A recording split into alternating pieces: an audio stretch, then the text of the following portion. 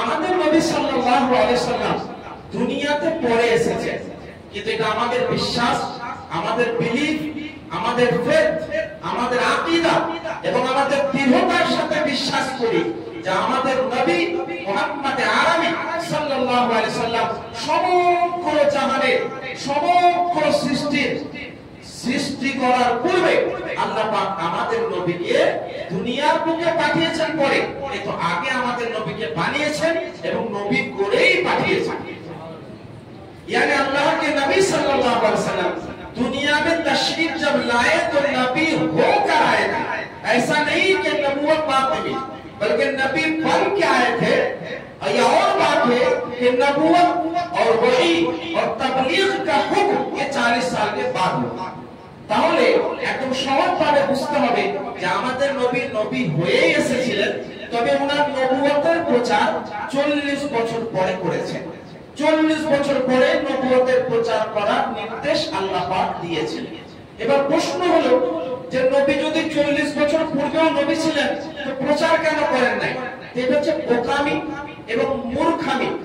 এই প্রশ্নের কোনো যুক্তি নাই, এখানে কোনো লজিক নেই। কারণ আল্লাহ তার নবীকে কখন পাঠান করেছেন এটা আল্লাহর ব্যাপার।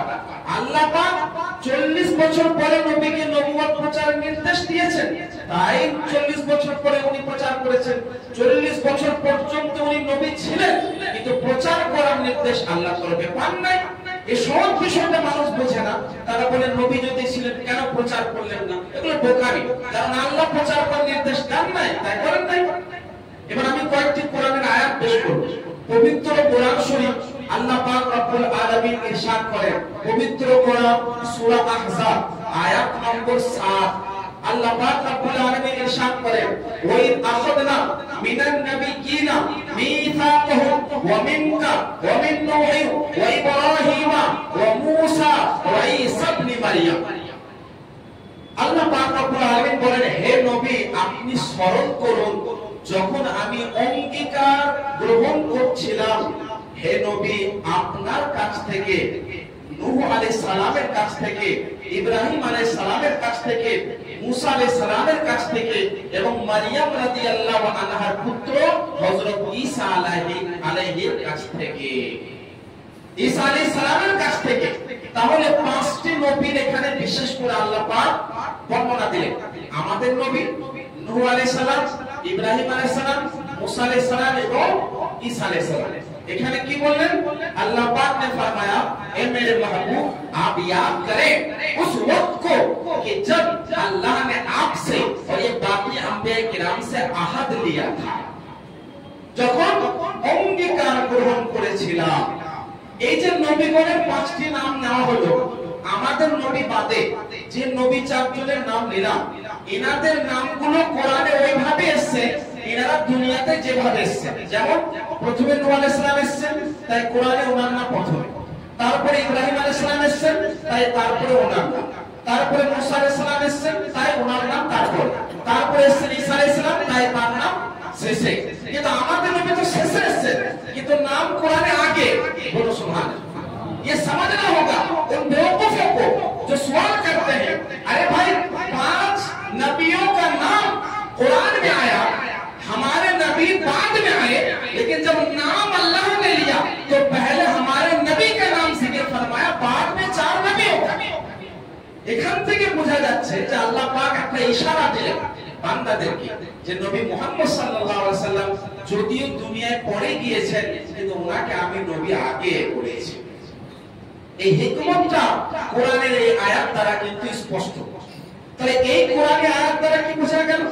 আল্লাহ পাক অঙ্গীকার নিয়েছিলেন বাকি নবীদের। কোরআনে একটা শব্দ আছে, ওই আখাযনা মিনান নাবিয়্যিন, মানে আমি যখন অঙ্গীকার নিয়েছিলাম নবীদের কাছ থেকে, আর আল্লাহ অঙ্গীকার দুনিয়াতে নেন নাই। যখন নবীদেরকে দুনিয়াতে পাঠান নাই, আলামে আরওয়াহ মানে সমস্ত নবীগণকে সৃষ্টি করার পরে রূহি জগতে আল্লাহ রেখেছিলেন সমস্ত নবীগণের পবিত্র রূহকে। ওই রূহি জগতে আল্লাহ অঙ্গীকার নিয়েছেন, ওটা কোরআনে আল্লাহ বলছেন। তাহলে বোঝা গেল এখানে ওই আখাযনা মিনান নাবিয়্যিন নবী শব্দ বলেছেন আল্লাহ পাক। তার মানে দুনিয়ায় নবী আসার আগে আল্লাহ পাক ওনাকে নবী করে দুনিয়ায় পাঠিয়েছেন। এটা স্পষ্ট। আমি নিজের ব্যক্তিগত বা আমার বাড়ির কোনো ঘটনা অথবা আমার বাড়ির কোনো দলিল অথবা আমি আমার মাযহাবের কোনো দলিল দিচ্ছি না।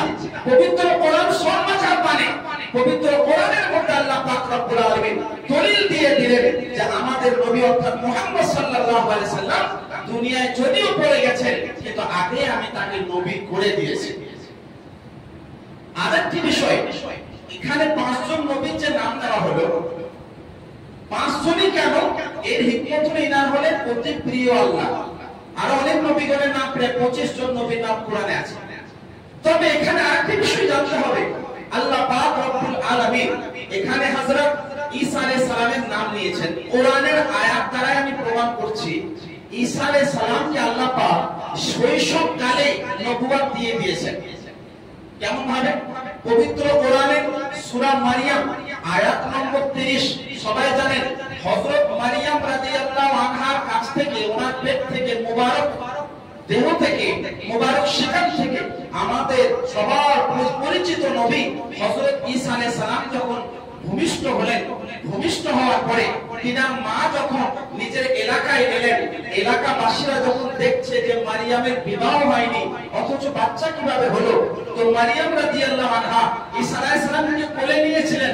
কোলে নেওয়ার পরে যখন ওনার এলাকার বাসিন্দারা প্রশ্ন করে, তো মারিয়াম রাদিয়াল্লাহু আনহা ঈসা আলাইহিস সালামের দিকে ইশারা করে দিয়েছিলেন যে আমাকে জিজ্ঞেস করো না, আমার এই গর্ভে থেকে যে ভূমিষ্ঠ হয়েছে, আমার কোলে যে আরাম করছে আমার পুত্রকে জিজ্ঞাসা করো। তখন তারা বলল আমরা কিভাবে প্রশ্ন করব যে বাচ্চা এখন কোলে আছে, কিভাবে বলবে? কিন্তু আল্লাহ তরফে ঈসা আলাইহিস সালাম মায়ের কোল থেকে বলেছিলেন ক্বালা ইন্নী আব্দুল্লাহ আতানিয়াল কিতাবা ওয়া জাআলানি নাবিয়্যা। ঈসা আলাইহিস সালাম বলেছিলেন যে শোনো, আমি হলাম আল্লাহর বান্দা এবং আল্লাহ পাক আমাকে কিতাব দিয়েছেন এবং আমি হলাম আল্লাহর তরফে নবী, আমাকে আল্লাহ নবী বানিয়েছে। এই বাণীটা আপনার আমার নয়, ঈসা আলাইহিস সালামের বাণী, যেটা আল্লাহ কোরআনে বলেছেন। तो इस आयत से भी साबित होता है 30वीं आयत सूरह मरियम की हजरत ईसा अलैहिस्सलाम अपने जुबान से फरमा रहे हैं इन्नी अब्दुल्लाह आतानियल किताबा व जअलनी नबिय्या, यानी मैं अल्लाह का बंदा हूं और मुझे अल्लाह ने नबी बनाया है। तो अभी मां के गोद में है और उस वक्त फरमा रहे हैं कि अल्लाह ने मुझे नबी बनाया है। তাহলে বোঝা যায় যে আল্লাহ পাক ঈসা আলাইহিস সালামকে শৈশবকালে নবুয়ত প্রদান করে দিয়েছেন। আরেকটি আয়াত সূরা মারিয়ামের 12 নম্বর আয়াত, হযরত ইয়াহইয়া আলাইহিস সালাম ইনাকে সম্বোধন করে বলেন ইয়া ইয়াহইয়া খুদিল কিতাবা বিকুওয়া ওয়া আতাইনাহুল হুকমা সাবিয়্যা। এ ইয়াহইয়া, কিতাবকে মজবুতির সাথে ধরে নাও, আমি আপনাকে অথবা আমি তাকে হিকমত বা হুকুম প্রদান করেছি। এর ব্যাখ্যায় একাধিক মুফাসসিরিনে কেরাম বলেন এখানে হুকুম বলতে নবুয়ত, মানে আল্লাহ পাক ইয়াহইয়া আলাইহিস সালামকে বাচ্চা অবস্থাতেই নবুয়ত প্রদান করে দিয়েছে। এবার আমি আপনাদের সবাইকে প্রশ্ন করি, কোরআনের ভাষায় যে আমাদের নবী তো সমস্ত নবীদের শিরোমণি, আমাদের নবী তো সমস্ত নবীদের সর্দার, আমাদের নবী হচ্ছেন আসল, আসল মানে মেন, আর বাকি নবীরা হচ্ছেন ফারা, ফারা মানে শাখা। তো যদি শাখা মানে ঈসা আলাইহিস সালাম আমাদের নবীর ফারা, আমাদের নবীর উম্মতি হবে, সুতরাং আমাদের নবীর সবাই হচ্ছে উম্মত, সে নবী হোক অথবা উম্মতি, সবাই হচ্ছেন আমাদের নবীর উম্মতি। তো একজন উম্মতি যদি বাচ্চা অবস্থায় নবুয়ত পেয়ে নেয়, মানে ঈসা আলাইহিস সালাম যিনি আমাদের নবীর উম্মত, তিনি যখন বাচ্চা অবস্থায় নবুয়ত পাচ্ছেন, যিনি আসল, যিনি মূল, যিনি আসল, উনি কি নবী হন নাই? এগুলো বোকামির মতো প্রশ্ন যে হযরত ঈসা আলাইহিস সালাম ये फरा है हमारे नबी के, पूरी कायनात की तमाम तालिका, तमाम मखलूक हमारे नबी के फरा है और हमारे नबी असल है। जब फरा पहले ही उन्हें नबूवत मिल गई, ये क्या सवाल हुआ कि असल को नबूवत नहीं मिली? तो प्रश्न এটা একেবারে অযৌক্তিক, কারণ আমাদের নবী আসল এবং মূল, আর অবশ্যই একজন শাখা যদি আগে নবুয়ত পায়, আসলকে আল্লাহ আগেই নবুয়ত দিয়েছেন। এই হলো কোরআনী আয়াত দ্বারা কিছু দলিল। আমি কয়েকটা হাদিস পেশ করব, যে হাদিস থেকে বোঝা যাবে যে আমাদের নবী যদিও পড়ে এসেছেন কিন্তু নবী হয়েই আল্লাহ, নবী করেই আল্লাহ পাঠিয়েছেন। তিরমিজি শরীফের হাদিস, হাদিস নম্বর 3609। এই হাদিসটি একজন বিখ্যাত সাহাবী বর্ণনা করেন, যে সাহাবীর নাম হযরত আবু হুরায়রা রাদিয়াল্লাহু তাআলা আনহু। এই সাহাবী বয়ান করেন, ক্বালু, সাহাবায়ে কেরামের মাঝে আমাদের নবী বিরাজমান আছেন। সাহাবায়ে কেরাম কি মौजूद की में नबी मुस्तफा सल्लल्लाहु अलैहि वसल्लम तशरीफ फरमा थे। साहबाए किराम अर्ज করলেন, মাতা লাকান নবুওয়া ইয়া রাসূলুল্লাহ, ইয়া রাসূলুল্লাহ, আল্লাহ আপনাকে কখন নবুয়ত দান করেছে? এই আজকের যুগে যে প্রশ্ন, এই প্রশ্নটা সাহাবী আমাদের জন্য স্পষ্ট করে দিলেন, ইয়া রাসূলুল্লাহ, आपको নবুয়ত কব মিলি? আল্লাহ রাসূল সাল্লাল্লাহু আলাইহি ওয়াসাল্লামের জবাবটাই আমাদের জবাব হবে কিনা গো? তাহলে যারা এখন প্রশ্ন করে, এই প্রশ্নগুলো করা অযৌক্তিক, কারণ আমাদের নবীর কাছে প্রশ্ন আগে থেকেই ছিল, আমাদের নবী আগে জবাব দিয়ে দিয়েছে। আল্লাহ নবীকে বলা হলো, মাতা লাকান নবুওয়া ইয়া রাসূলুল্লাহ, আপনাকে নবুয়ত আল্লাহ কখন দিয়েছে? আমাদের নবীর জবাব শুনুন। আমাদের নবী বলেন, ওয়া আদামু বাইনা রূহি ওয়াল জাসাদ। হে আমার সাহাবীরা, আমাকে আল্লাহ নবী তখনই বানিয়ে দিয়েছিলেন যখন আদম আলাইহিস সালাম শরীর এবং রূহের মধ্যবর্তী অবস্থায় অবস্থিত ছিলেন। यानी हमारे नबी तब भी नबी थे जब आदम अलैहिस्सलाम अभी पैदा भी मुकम्मल नहीं हुए थे, बल्कि उनका जिस्म और उनकी रूह जब तैयार हो रही थी, उस वक्त भी मैं नबी था। तो আমাদের নবী স্পষ্ট করে দিলেন যে আমি নবী তখন থেকেই ছিলাম যখন আল্লাহ পাক আদম নবীকে সৃষ্টি করছিলেন, তখন আমি নবী ছিলাম। তাহলে এই হাদিসটা, আচ্ছা আরেকটা বিষয়, হাদিসের সনদ এবং মাতানের উপর অনেকে প্রশ্ন করে। আমি একটু স্পষ্ট করে দিই, যদিও আপনারা আরবি ব্যাকরণ সম্পর্কে অবগত নন, কিন্তু বোঝার চেষ্টা করবেন। এই হাদিসটা তিরমিজি শরীফের মধ্যে লেখা আছে। তিরমিজি শরীফটা 6টি সহিহ হাদিসের কিতাবের মধ্যে একটি কিতাব। এই কিতাবের লেখক ইমাম তিরমিজি এই হাদিসটা লেখার পরে বলেন, হাদা হাদিসুন হাসান সহিহ, অর্থাৎ এই হাদিসটা হলো হাসান এবং সহিহ। ইমাম হাকিম এই হাদিস সম্পর্কে বলেন, এই হাদিসটা হলো হাসান এবং সহিহ। তাহলে হাদিসটা সহিহ, আমলযোগ্য, গ্রহণযোগ্য, এতে কোনো সন্দেহ নেই। এবং এই হাদিসের যতজন ব্যাখ্যাকারী আছে, অধিকাংশরা ব্যাখ্যা করে বলেন এই হাদিসটা আসল অর্থের উপরেই উদ্দেশ্য, অর্থাৎ এই হাদিসে যেটা প্রকাশ্য অর্থ, ওটাই এখানে উদ্দেশ্য। যে আল্লাহ নবী বলে দিলেন যে আমাকে আল্লাহ তখন নবী করে দিয়েছিলেন যখন আদম আলাইহিস সালাম শরীর এবং রূহের মধ্যবর্তী স্থানে অবস্থান করেছিলেন। একই হাদিস ভিন্ন শব্দ দ্বারা বর্ণিত একজন সাহাবী, যিনাকে মুফাসসির আযমে কোরআন বলা হয়, হযরত আব্দুল্লাহ ইবনে আব্বাস রাদিয়াল্লাহু তাআলা আনহু, এই সাহাবীও প্রশ্ন করেছিলেন, আরজ করেছিলেন, ইয়া রাসূলুল্লাহ, মাতা কুতিবতা নবিয়্যা, হে নবী, আপনাকে আল্লাহ নবী কখন লিখে দিয়েছিলেন? আপনি কখন থেকে নবী ছিলেন?